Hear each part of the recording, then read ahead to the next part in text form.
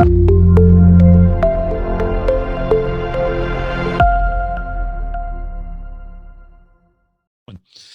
hey guys, Dr. Elmore really doesn't need an introduction at all. You know, he's the president of Growing Leaders. He's down in Atlanta. It's an Atlanta-based nonprofit organization that he created to really develop emerging leaders. And he's taught leadership all over the country in companies like Chick-fil-A and Home Depot and Home Bank and Gold Kissed and just tons of other locations all over the world, actually. He's authored 30 books. He spent a great deal of time in the John Maxwell organization, and he's been featured on amazing places like TED Talks and Fox and Friends and Forbes and the Huffington Post, CNN. I could go on for the remainder of our time sharing, but Dr. Elmore, man, what a pleasure and honor it is to have you today. Thank you. Why don't you tell us a little bit more about yourself? Then I'm going to turn this over to you. Sounds good. Thank you, Aaron. Well, gentlemen, I'm really honored to be with you. Aaron kind of briefed me on who's kind of in this group, who's on the line. So thanks for carving out some time and being with us. So my name is Tim Elmore. I started my career 40 years ago, so I'm happy to be vertical and breathing. I have a wonderful wife. I'm just very, very fortunate. Her name is Pam. We've been married 38 years. It'll be 39 in June. We have 2 adult children. Bethany is 31, and she is a counselor. She's a therapist. So I receive her, I receive that benefit. Right, there you go. And then my son Jonathan is 27, and we just drove a U-Haul out to LA. He's now in Burbank, attempting to be a screenwriter. He went to college to get a screenwriting degree, so he's wanting to write stories for Hollywood, for TV and film. So, and as Aaron said, we're based in Atlanta, Georgia. We moved here from California in 1997, and we just love the South, and there is such a thing as Southern hospitality. So we eat grits now and have a good time. Come on. There you go. I love it. So you want me to just go ahead? Yeah, why don't you go ahead, because we want to get as much as we can out of this time together. And I know you've got a presentation for us. And let's talk about, I want to say, though, first of all, you're in the midst of the most amazing men on earth. These guys are incredible.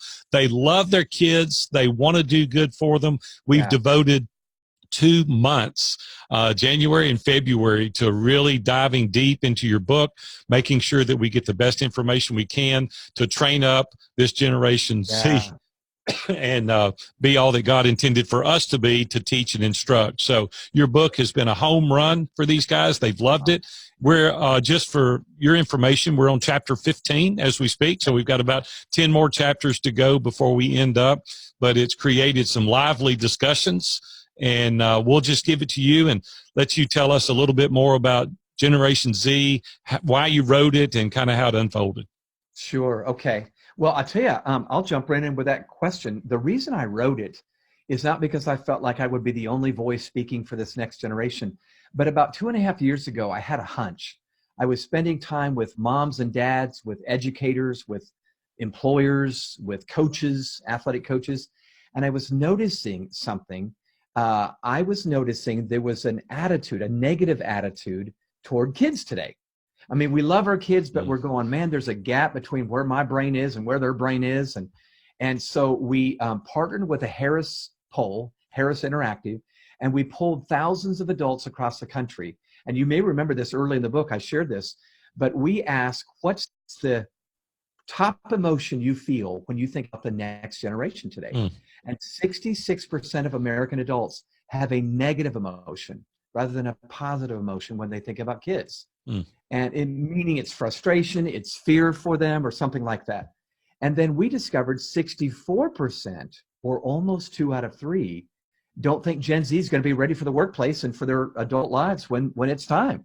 So we thought, well, if they're not ready, we need to look in the mirror. You know, it's us that didn't get them ready. So the book is really to, as I mentioned, moms and dads, employers, coaches, teachers, and saying, let's get them ready. Let's face the biggest challenges they're facing with them and help get them ready so you'll have good employees at your workplace when it's time. So having said that, let me jump in with a question. Sure. And Aaron, I'm going to start with several minutes of content, but I'm going to stop and let you lead a Q&A time. Oh, that'd be great. But, my question for you guys is simply this, and it's on the screen. Have you heard of nomics? You may or may not have, but Nomics is a digital game where you can change the rules while you play it. That kind of makes my head dizzy just thinking about that. Number two, in fact, changing the rules is the goal of the game. Players can submit new rules or modify existing ones all throughout the game, and you win the game when 5 of your rules are accepted. Now, I don't know what goes through your mind when you think about this. This is a digital game, so it may be something you don't even jump on board with, but this is a game that I think is a picture of Gen Z. Certainly every new generation, as they move from backpack to briefcase, as they move from childhood to adulthood, brings with them a whole nother mindset than perhaps the one that the grown-ups have. But I think Gen Z, because they've been able to grow up with a smartphone in their hand, they have a wholly different world, a fundamentally different mindset, different customs, different values, different ways of communicating. In fact, let me illustrate. I just talked to an employer in Atlanta who has a recently graduated young team member who said his team member ghosted him. Now, if you know what ghosting is, ghosting is something you do on a smartphone. You know, if a boyfriend and a girlfriend in high school are dating each other and the conversation goes sideways, one of them just ghosts each other, meaning I don't have the backbone to have a hard conversation, so I'll just not show up for the text message anymore. Well, his employee just walked out. He didn't give him a 2 weeks notice, didn't sit down and say, I don't think this job's working out. Now, I'm not saying that's trending. I'm just saying that young person probably thought this is how you leave. You just don't show up anymore. And of course, the employer's wanting to pull out his hair going, what are you doing? You know?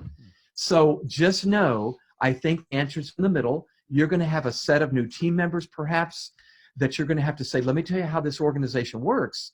But they may be bringing new ideas, some of them good ideas that we may have to adapt to along the way. So it's meet in the middle along the way. So bottom line, it's on the screen. In many ways, Generation Z is introducing new rules of engagement to our world. And I think I'd just like to jump in, since we just have a few minutes, and answer this question. So who are these new kids on the block? So if you read the book or made it through the first half of the book anyway, you probably remember I had a couple of pages where I put a generational chart in there. Do you remember that? Where I showed the 5 generations that are still influencing the world today. There are 6 alive, but these are the 5 that are still influencing the world. From my mom and dad's generation all the way now down to Gen Z. What I thought we would do is take just a couple of minutes and look at the pendulum that swings back and forth as this new generation comes of age and introduces new mindsets, new paradigms, new narratives, if you will. So real quick, left to right, the builder generation would be those people born between 1929 and 1945. Like I said, that's my mom and dad's generation, okay? And then the baby boomers come along, 46 to 64. They're called baby boomers because 9 months after World War II was over, the maternity wards filled up. There was a boom of babies, okay? And then the baby busters began. Some of you might be busters on the line here, 65 to 82. That generation started with the public introduction of the birth control pill. So instead of a boom, it was a bust. In fact, if you add on top of that Roe v. Wade in 1973, you have a shrinking population of babies, not a booming one. Millennials come along, basically the people born in the 80s and 90s. And I realize some sociologists date them a little bit earlier and a little bit later, but I basically call them the people born in the 80s and 90s. And then Gen Z, I have as the young people that have really only had memories in the 21st century. In fact, one historian calls them the Homelanders because their generation started at about the same time as the Department of Homeland Security. They've always had terrorism and school shootings and smartphones, and it's just been a really funky, different world, okay? Now, I'm gonna do this quick, but I'd like to talk about the life paradigm that each generation brought with them as they moved into adulthood, okay? So you're gonna find yourself on this list. So for the builder generation, it was just be grateful you have a job. Think about that time period. My dad was born in 1930. The first decade of his life was the Great Depression. The next 5 years, World War II. So it was just frugal, grateful, you know, that sort of thing. The boomers, it was I deserve better, because boomers felt entitled to a better life than what mom and dad had back in those hard times. For the Xers, it was keep it real. Some of you Xers remember when that phrase caught on, keep it real. That I gave that mantra to you all because if you look at the dates you grew up, 60s to 70s, not only was the Vietnam War going on, it was on television. So we saw pictures of Vietnam that wasn't going well. We saw the Watergate scandal, or you saw it growing up. And so the adult population got a little skeptical, and Generation X grew up a little more cynical as well. Millennials, I gave them life as a cafeteria because life was now customized options. You don't have to buy a CD to get your music. You buy one song at a time, form your own playlist. It's a buffet. You go to 4 or 5 different colleges for 1 degree. Your spiritual life might be Jesus, Buddha, and Oprah. You know, it's just very much a customized time for these young employees.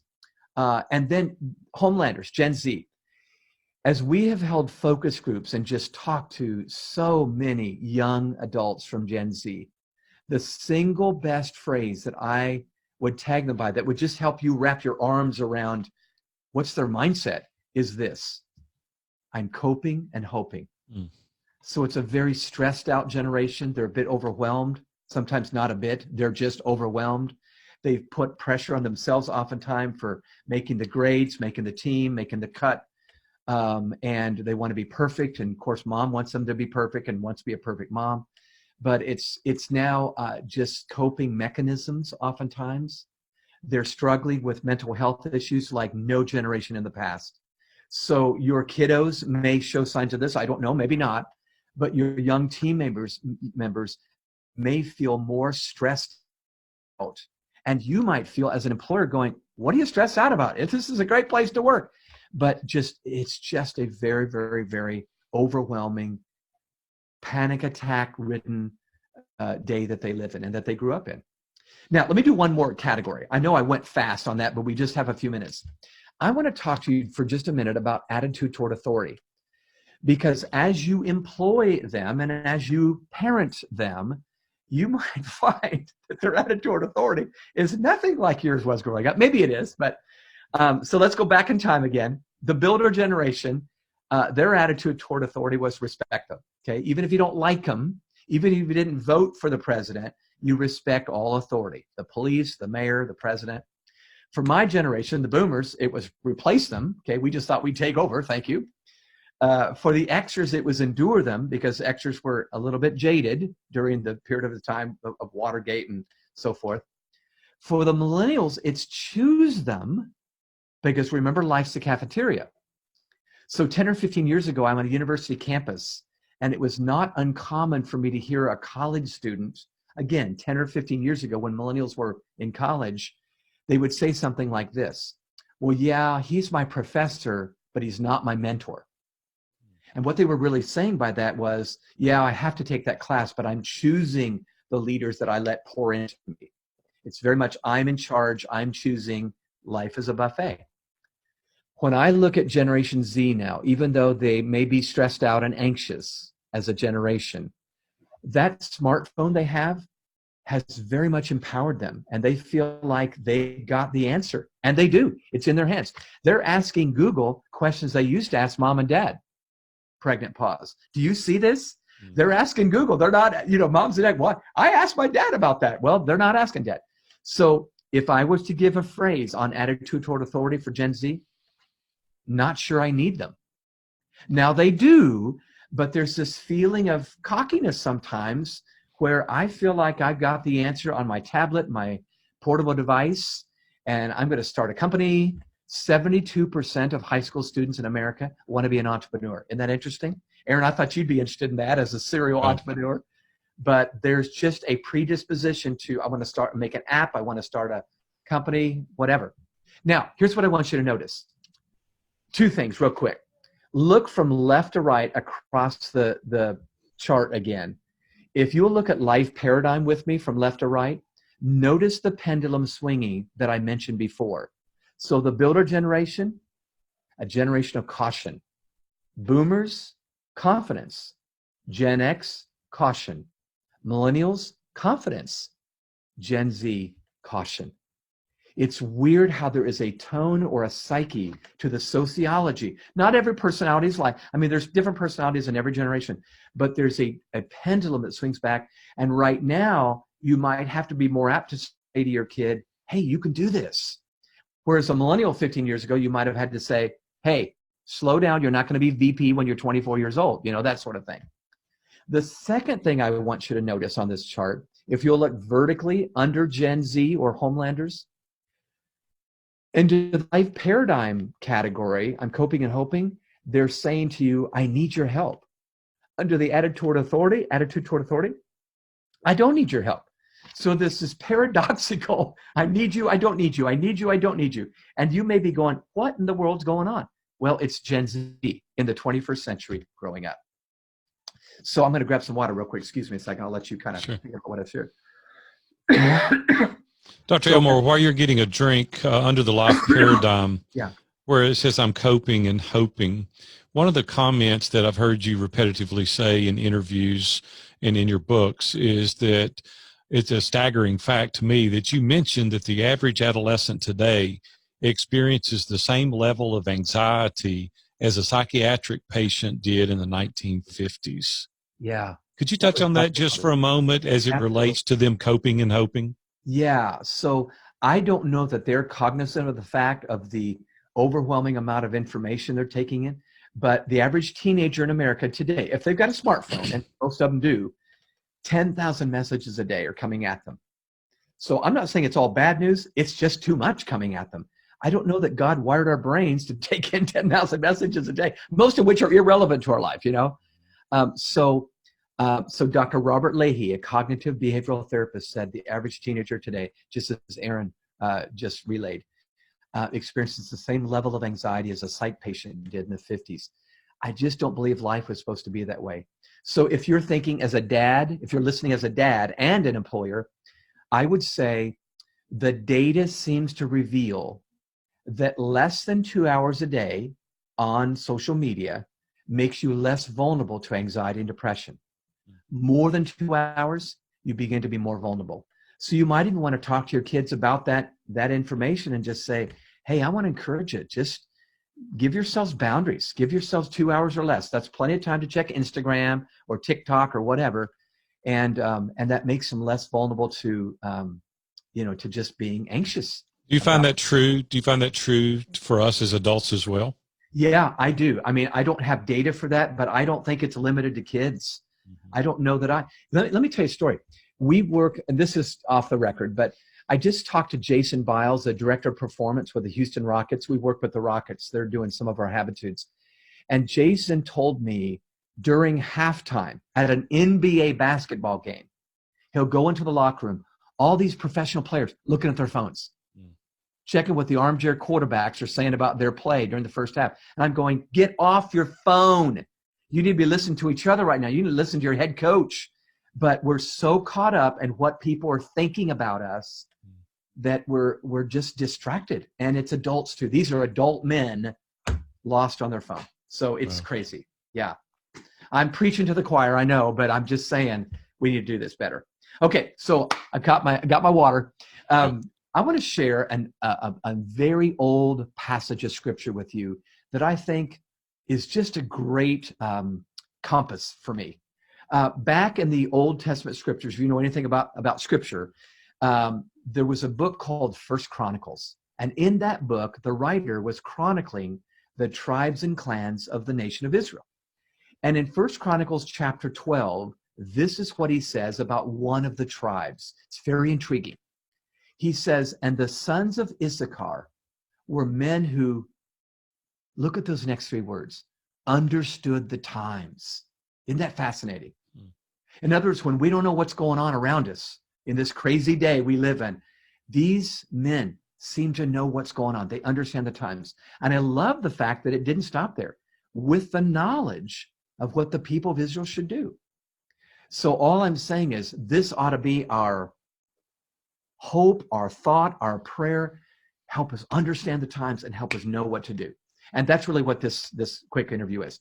So I have just a few minutes. I want to talk very briefly about something that was not in the Z book, Aaron. I thought this might be added value. Sure. So here are some of the shifts that Gen Z brings that were shifts away from the last generation, okay, the millennials. So I'll do this rapid fire, but this just might be helpful to wrap your arms around either your children or your young team members. So number one, I've already mentioned this, but confidence seems to be morphing into caution. They're very savvy that the world is complex and complicated and overwhelming. And so there's a more of a cautious spirit rather than this audacious confidence that maybe the millennials had, that said, I'm going to change the world by noon on Friday, that sort of thing. Number two, spending money is actually morphing into saving money. So Generation Z has proven to be much better savers, measurably better than the millennials, who accrued the largest tuition debt in the history of America. It's so sad what's happened, but they got their credit card in college and were using it before they even knew how to use it. And so again, this is just a shift that you're going to see. I hope you see it in your own homes, but they seem to have learned from the millennials. Three, attacking an education is morphing into hacking one. So what's trending today, even though the majority of Gen Z still wants to go to college, they've seen too many millennials. Well, let me tell you what the millennials did. The millennials just listened to what mom and dad said. And what mom and dad said was, just go to college and you'll get a great job. Well, many of them went to college, graduated, and the great job didn't open up right away. In fact, they waited and waited and waited. They eventually had to move back home with mom and dad. They're now a barista at Starbucks, and they've got a $35,000 debt. And they're going, darn it, I could have done this before college. So their post-secondary experience might be, I'm not doing that. I'm not going to accrue a debt and get a degree that may or may not serve me. So I'm going to take a couple of MOOCs over here, massive online open course, get an internship over there, get a mentor over there, take a class here and there, and my resume may be a hodgepodge of items that are, kind of mixed and matched. And I'm looking for you to hire me for a gig. It's called the gig economy. I'll do a gig here for a couple of years and then a gig there for a year and a half, and I'll have a gig on the side. So again, what's trending is very, very different. You'll enjoy this, I think. I had an employer, I believe from Atlanta, say something to me a while back. He said, Tim, the corporate ladder has become the corporate lily pad. So we're hopping. Number four, idealism is morphing into pragmatism. So Gen Z has proven to be much more pragmatic, less idealistic. Number five, consuming media is morphing into creating media. All I mean by this is, whereas 10 years ago, a millennial high school student might have come home from school and watched YouTube videos for 3 hours, Generation Z says, I want to make those videos. So they're a maker generation. They're very empowered. How are you letting them make stuff and build stuff? They don't want to just watch stuff. Six, viral posts are morphing into vanishing ones. So, we all love viral still. Everybody likes to go viral, but vanishing is the trending thing. So let me give you another narrative. Maybe a Gen Z high school kid has an older brother, sister in college who went to the party on campus on Friday night and got crazy drunk, and then posted pictures of that party on Instagram, forgetting they had the job interview on Monday. And of course, the potential employer looks at the post and says, I don't think I want to hire you. Well, Gen Z goes, well, I do have to go to the party and I will post, but it'll be on Snapchat. It'll go away really fast. So again, they're savvy. Seven, feeling special is morphing into feeling savvy. So Generation Y, millennials, felt very special. And why wouldn't they? We gave them trophies just for showing up, right? We told them they were awesome for putting the fork in the dishwasher. So Gen Z is feeling just more savvy than special. Text messages are morphing into iconic messages. We can learn from this, by the way. We adults continue to message each other with words and more words and more words. They're using icons, images, emojis, bitmojis, stickers, GIFs. So are you leveraging images well enough? We have an entire leadership curriculum for the next gen based on images. Every principle is an image because pictures are worth 1,000 words, but we're just trying to speak their language. One more. Anticipation is morphing into anxiety. So basically what I'm basically saying here is what we've said before. What once was great anticipation about the future is now I'm a little bit anxious. Now, Aaron, let me ask you a question. I wanted to do at least one other slide where I just said, can I give you some like 4 or 5 ideas on leading? Can we do that and then go to Q questions? Sure, absolutely. Okay. All right. I want to use the time the way you want to use it. So if I were to just sit down with you at Starbucks and we just had a few minutes and you said, what have you learned about leading them? Whether you're a dad or an employer or a coach on the sidelines of a game or whatever, this is the kind of thing I would say that's a shift away from past generations, at least the millennials. Number one, trust must be earned. I never get in front of kids today or young team members without thinking, my talk I'm about to give is a job interview. You follow what I just said? I am earning my right to say something to my own kids. Now, they love me because I'm their dad, or they love me because I'm their employer, I think. But I don't assume they're trusting me. They're jaded, kind of like Gen Xers were. They've seen too much BS going on in DC and everywhere else. And they're just, so I just want to encourage you, even as a dad, I'm going to earn trust. I'm going to earn trust. I'm going to take the first few minutes and earn their trust. Number two, relationship must be established. I know you believe this as a parent, if you're a parent, but I just want to say something heart to heart to you all. I talk to so many students in college or high school or middle school, and the kids will say to me, yeah, my teacher thinks she has a relationship with me, but she really doesn't. She doesn't really know me. So you think you might have a relationship with your kids, a good one. And they might say to your face you do, because that's the right thing to say. But can I just say this? I believe we have to build bridges of relationship that can bear the weight of truth. Let me say that again. We need to build bridges of relationship, trust, listening, conversing, that are strong enough to bear the weight of truth. Sometimes hard conversations need to be shared, but we need to do that after really establishing relationship. Don't ever not think that's number one on their priority list. They won't even tell you that, but it is. Number three, incentive must be cultivated. So think about this. If I'm right that 10,000 messages a day are coming at that teenager today, then your voice every day is up against 10,000 other voices, crowded, noisy space. So good luck with keeping up with YouTube and Hulu and Netflix. So I would say take the first 5 minutes of whatever you're trying to say and do the why. In other words, share why what you're about to say is so critical, so relevant to their life next year or 5 years from now. Whenever I teach kids, I always take the first 5 minutes and do the why before the what. Does that make sense? Do the why before the what. 4, ownership must be given. One of the big challenges you might remember that I talk about in the book is we have stripped away ownership from kids of their own life because we felt like the stakes were so high. We need to prescribe every step along the way. I will tell you everything to do.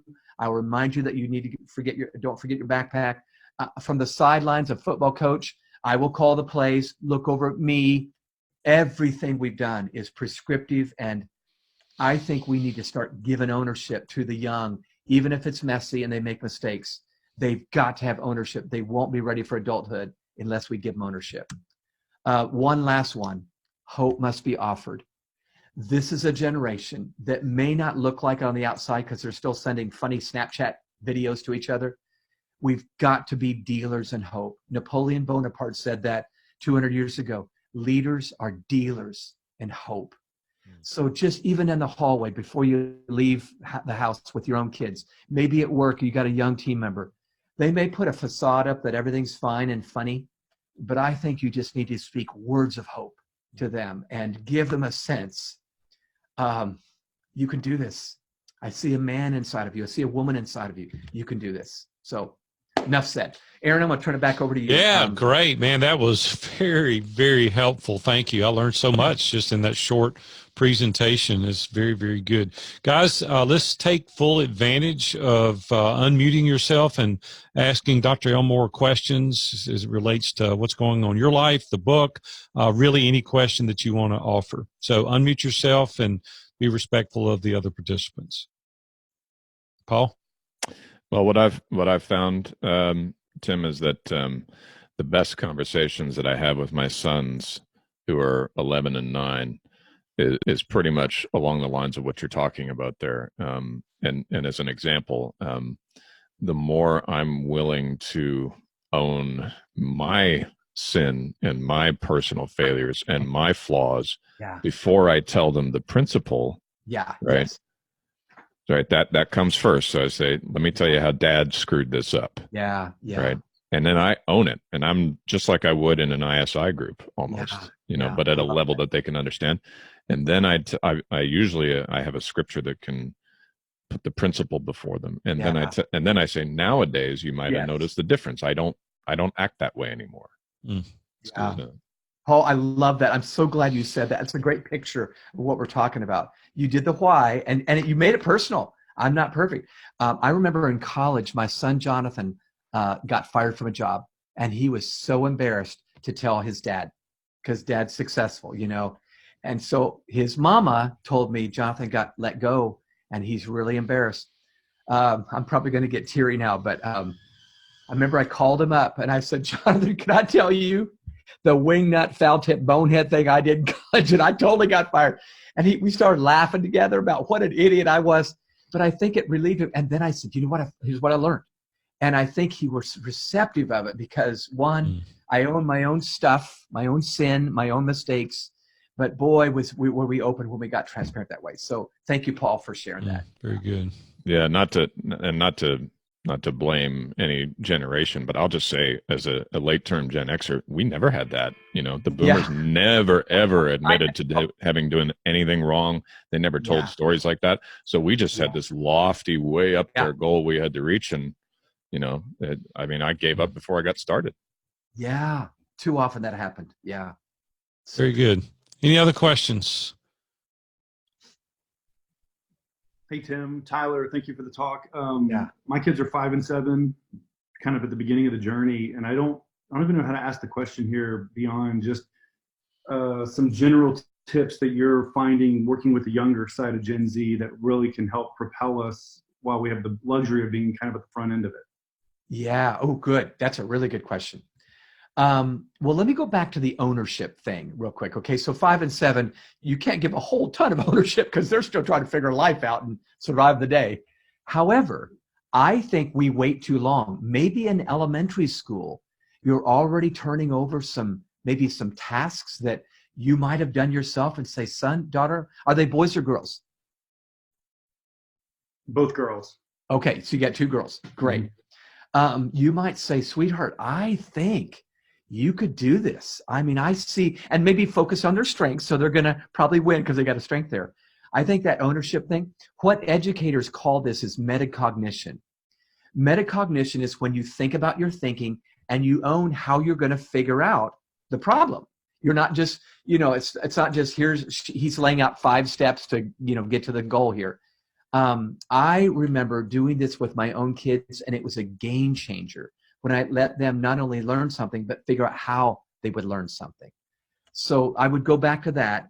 Part of the reason I think for the rise in anxiety is we don't give them control of their lives until way, way, way, way late. So I ask you to think about something. Don't you feel anxious when someone else is in control of your life? Yes, you do. And I do too. So I would just say, Tyler, the more you can, maybe early on, other parents won't think you're doing the right thing, but just start letting those girls own something. Maybe their allowance is tied, and maybe you give a bonus allowance when they take something on. That really worked for us. And I think they got ready for the adult world better because I did. Yeah. So. Thank you. Yeah. Dr. Elmore, how do the parents get on the same page in these principles and teaching how to raise their children? I should say to all of you right now, when I do parent conferences, and I'm doing more than I ever thought I would, I don't consider myself a parenting expert. I would say, Aaron, one of the biggest questions that comes up on those parent events is, what happens if the mom and the dad are not on the same page? We love each other, we got married, but now we have totally different leadership angles. I wish I had a magic wand to wave over all of you and it just would be okay. But since I don't, let me share 2 or 3 things that Pam and I, my wife and I, did that seemed to help us get to congruency. We weren't identical, and still aren't, but at least we were better aligned. So when I saw it coming, or she saw it coming, that I wanted to not, to let them fail and suffer the consequences. And she said, no, we need to rescue. We need to rescue. I would, number one, figure out a time to take my wife out for coffee, or a mini date, maybe not a full, but a mini date where it's just she and I. We're away from the kids. And I say, I want to talk about something because I want to hear you out. And then I want to share the why behind how I see it so differently. And I know we can meet in the middle. I always try to speak hope. But here's a good example. Just recently, my son and daughter moved out to LA from Atlanta. So they're out there in their 20s trying to make their way. And Pam wants to call him every day. She wants to call him every day. Well, I understand a mama wants to call her son every day. I totally get that. So Pam and I had this little come to Jesus meeting. And I said, Pamela, I love you. And I totally get why you want to call Jonathan every day, because you're nurturing. You think what you're communicating is, I love you, I support you, I love you, I support you. After 4 or 5 calls in 4 or 5 days, you know what he's hearing as a male? You don't think I can make it. You don't think I can do this without your help. You're putting your Superman cape on and flying out. That conversation was an epiphany, because she didn't want to communicate what I said she would. And I said, I know the Elmore brain. I know he thinks like I do on this. So I feel like part of what we need to meet and talk about this. But then I think what we need to do is meet in the middle first. She may not come all the way over if you don't agree on this, but meet in the middle where she's doing less and you're doing more. But eventually keep explaining your why. It's about the future. It's about long-term thinking. And Pam and I usually would come together. And sometimes, Aaron, she'd just say, all right, if you're right on this, I'm trusting you. You have to do this. You're the bad cop. And I would do it. And generally speaking, it seemed to work out okay. I don't know if that's a good answer, but yeah, that's great. Yeah, very helpful. Thank you. Other questions? Yep, Mark. And Scott. To follow up on what you just said, or ask Big A, outside of co-parenting, what about outside factors like at school or teachers? How do you overcome some of that? I'm a parent of 4 kids, 9 to 18, oldest and youngest are girls, so we experience that quite a bit. Okay, can you clarify real quick, Mark? When you're not on the same page as their teacher, is that what you mean? Or yeah, right. Teachers, influencers, leaders, and so forth. Yeah. Wow, that's a huge question that probably deserves more than 2 minutes here. The first things that flash to my mind are what I hear both parents and teachers say when they are in this. We're Gridlock. not together on this. Yeah, gridlock. Thank you, Aaron. Thank you for being a wordsmith. First of all, one of the trending items in schools today that wasn't true 30 years ago is, let me just give you a scenario real quick. So 30 years ago, if a kid got in trouble in K-12 education, they'd come home, mom and dad would find out, the kid would get in trouble a second time. Today, very often, kid gets in trouble in school, they tell their mom and dad, now the teacher's in trouble because we side with our children. So I just want to say, while we're prone naturally to side with our kiddos, I really believe in most cases, not all, but most, we need to say, I'm siding with the other adult here. I need to go talk to them and find out what their angle is, maybe represent my daughter or my son. But I really feel like kids are playing teachers and parents against each other, just like they play mom and dad against each other sometimes, or a coach where a dad on the sidelines has a tirade over, their 7-year-old playing soccer. And of course, what I want to say to that parent is, your son's going to be a software programmer, sir. He's not going to play in the MLS. So I don't know if that's even relevant or not, but I think we need to be thinking, how can I side with the other adult here so the kid knows I'm collaborating with this teacher or coach, and we're going to figure out the best way to lead you. And then have one-on-one conversations and say, son, daughter, I know it's hard. I know you don't see it this way. Gosh, I felt the same way when I was your age, but you got to trust us in this, that sort of thing. But let's say worst case scenario, you really do not. You feel like this is a fundamental cardinal sin they're committing, or something like that. I believe there are times when your child needs to see you take action, and this happened to my son growing up. Between his 4th and 5th grade year, I won't go into the details, but lots of things really went awry. And we let him go through that whole year figuring out how to build some grit and become mature as a 9 and 10-year-old that year. But he just loved it in between 4th and 5th grade when we stepped in and we took him out of that school and we put him in a different school that turned out to be the best decision we'd ever made. So it was coming to bat for my child and them seeing their parent isn't afraid to really lead when it's truly a high stake issue. I think we need to be careful. You know, we're, in fact, can I tell you one more thing? I'm sorry. So on Monday, I did a parent event, and the principal of this high school at this parent event told me ahead of time. He said, Tim, yesterday, you remember that terrible story we all heard about Kobe Bryant's helicopter crash. You all remember that. Kobe was a hero of mine. Wow. Crazy tragedy. Crazy tragedy. But this principal told me, he said, Tim, the next morning, I got several calls from parents saying, are you going to have extra counselors on campus today? You going to have extra counselors there? One parent called him and said, are you going to let the kids have a day off to recover from Kobe's death? And then one parent said, I believe this is Generation Z's equivalent to September 11th, 2001. And I thought to myself, Mom, Dad, this is melodramatic right now. Yes, that was so tragic, but you're calling this the equivalent of September 11th? We need to be careful that we don't blow things up because it's our kid. I think we need to teach them how to handle adversity, how to handle it when things aren't great and they're not getting everything and, you know, that sort of thing. I'm old fashioned, but I'm telling you what, it produces timeless adults when it's time to be an adult. And that's really what I'm after here. So anyway. Very good. Scott, you had a question. Then Dr. Elmore wanted 2 minutes to end up. I got to respect his time because he's got another appointment. So go ahead, Scott. Elmore. Yeah, Dr. Elmore. I really enjoy your book. And I'll tell you that I delayed starting to read it by about a week because a little intimidated. What if I read something in there that says I'm not doing things right? My son's 17, right? And it's very dense. But I tell you, great information. And one of the things that I thought was really very helpful with the book was your puzzle analogy in providing this overview. Let's look at the picture from the high level before you get into the details of this.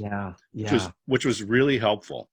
And taking that kind of concept, one of the things I do is I work with Young Entrepreneurs Business Week. So think of it as business camp for high school students with the goal of raising up the next generation of business leaders. Good. And when you hang out with those students, you're like, yeah, our future is fine. Yes. You know, these are the right kids. But what I found is, what I heard was today we get the equivalent, or our students are getting the equivalent of War and Peace every day in the amount of content that comes in. And you talked about all those messages and things, right? All the media they get. What they lack is that high level puzzle view. Yes. Historical contents. So they don't, what I see is that they don't know history. And even my students, and these are, you know, high school students, and I may make a comment about Steve Jobs. And they don't know who he is. Crazy. And so this is a very interesting thing. And so I just wanted to put that out there and hear what you had to say about long-term history and even short-term history. Well, I'm fully on the same page as you, for sure. I actually think we only make really good decisions if we have perspective. So one of the mantras that I share with my kiddos growing up, there were 3 statements I said over and over and over. Think long-term, think high road, think big picture. Think long-term, think high road. And you know what I mean by that? Long-term means, what's the long-term ramifications of this tweet I'm about to send out, okay? Think high road, how do I believe the best about these people in this situation? Because I want to think the worst and react. And then think high road, think big picture. It's that puzzle, that box top and puzzle piece. So our kids, when they're growing up, by the way, puzzle pieces and box tops is actually one of our habitudes. Habitudes are images that form leadership habits and attitudes. It's a curriculum we went through at dinner time that I created, and you can use it too. It's on our website. But I had them put a jigsaw puzzle together, and then I had them do a different one without the box top. They couldn't do it. And I said, of course you can't do it. You need the box top. And so it's an experiential way to say, I'm just going to keep giving you box top here, you know. But I think we need to share history. We need to share history, and then maybe tie it to, that's why we need to make this decision today. I actually think, well, here's what it did for us. My daughter and son were talking one time, and I got emotional listening in. They didn't know I was listening. They were both mad at a decision I just had made about their punishment. And my daughter, Bethany, said to her younger brother, well, Jonathan, I know we don't like what Dad just did, but you remember, he's always got a reason. He's always got a reason. And I thought, thank you, Bethany, for remembering that I always had a bigger picture and I had a reason for what I was doing. So that's what we got to do with our kids, I think. Dr. Elmore, Rocky had a great question, and we'll end with this question, and then you get to your 2-minute closing. Where are the aces, the studs, the great kids that are getting stuff done today? Where are they hanging out? Wow. Oh, that's great. Well, just like all through history, birds of a feather flock together. I've got a picture in our office of Henry Ford and Goodyear and Thomas Edison fishing together. So I think we need to make sure that as much we can't force it, but get them with other kids that are smart, sharp, entrepreneurial. I just think that's crucial. Bad company corrupts good morals. Have we not seen that proverb before? I think what they're doing, though, is they are finding entrepreneurial projects like current community service projects, and then they find each other already in that mix. When my kids were growing up, about once a quarter for a while, we went down and served the homeless in Atlanta, Georgia. And we did it as a family, and we served in, it was called Safe House Outreach. But here's what happened. They saw other middle school and high school kids down there, and they started befriending them. Well, I already knew we had good kids down there because they're serving in a soup kitchen, So I think we need to create environments or put them in environments where they're most apt to find the kind of people that we want. Yeah. We are the average of the 5 we spend the most time with, right? It's so true. Dr. Elmore, tell the guys where they can find you and interact, where all of your courses, your books, the best place to find you. And you said you had about a 2-minute ending that you wanted to share. Aaron, you're so kind. Thank you. Well, I would love to stay in touch if you want to. I know you're trying to be good leaders and good dads. Growingleaders.com is our website. And there's free stuff on there. I blog 3 times a week on how to lead the next generation well. If you'd like to get that, you can just give your email address and it'll come right from my outbox to your inbox. And by the way, the Habitudes are on there. If you want to have dinner conversations with your kiddos, I would say starting at about age 10, 11, or 12, and then onward, you can have great conversations around a picture that represents a timeless leadership principle. So that they're there on that website, growingleaders.com. Okay, so I want to close with a quick story.